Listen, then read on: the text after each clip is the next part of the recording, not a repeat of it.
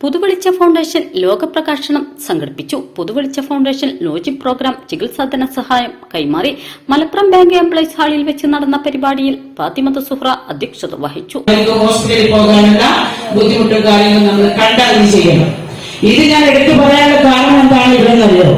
ഒരുപാട് ആളുകൾ നമ്മളിപ്പം ഡയാലിസിസ് ചെയ്യുന്ന ആളുകളുണ്ട്, ക്യാൻസർ പേഷ്യന്റ് ഉണ്ട്. ഞാനും ഒരു ക്യാൻസർ പേഷ്യന്റ് ആണ്. 10-22 വർഷം കൊണ്ട് ബ്ലഡ് ക്യാൻസർ ചെയ്യോ ഒരു അസുഖമുള്ളവരാണ്, ഒരു ക്യാൻസർ വന്ന ആളാണ്, ഇപ്പോഴും ചികിത്സിച്ചുകൊണ്ടിരിക്കുകയാണ്. നാസർ സ്വാഗതം പറഞ്ഞു. ശ്രീ ഉബൈദുള്ള MLA ഉദ്ഘാടനം നിർവഹിച്ചു. പ്രയാസം അനുഭവിക്കുന്നവർക്ക് ആശ്വാസം നൽകുന്നതിന് വേണ്ടി അന്ന് കേരളത്തിലെ യുവജനങ്ങളടക്കം സജീവമായിരുന്നു. പ്രത്യേകിച്ച് തെക്കൻ ജില്ലകളിലാണ് വലിയ രീതിയിലുള്ള പ്രളയമുണ്ടായി.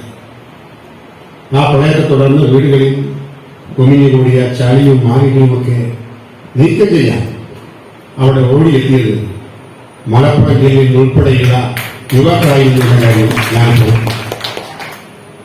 ജീവിതത്തിൽ ഇന്നേവരെ സ്വന്തം വീട്ടിൽ ഒരു മാറാല പോലും തട്ടിയിട്ടില്ലാത്ത ചെറുപ്പക്കാരാണ് അപരിചിതരായിട്ടുള്ള ആളുകളുടെ വീട്ടിൽ കുമിഞ്ഞുകൂടിയ ചളിയും മാലിന്യവും നീക്കം ചെയ്യാൻ മുന്നോട്ട് വന്നത് ഇതായിരുന്നു.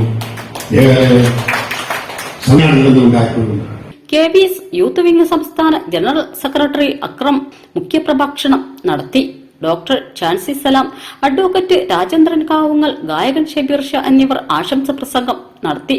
ചലച്ചിത്ര സംവിധായകൻ സുവചൻ ലോകപ്രകാശനം ചെയ്തു. പരിപാടിയിൽ ഭക്ഷണ വിതരണവും ഇശൽ അരങ്ങേറി. സോഫിയ നന്ദിയും രേഖപ്പെടുത്തി.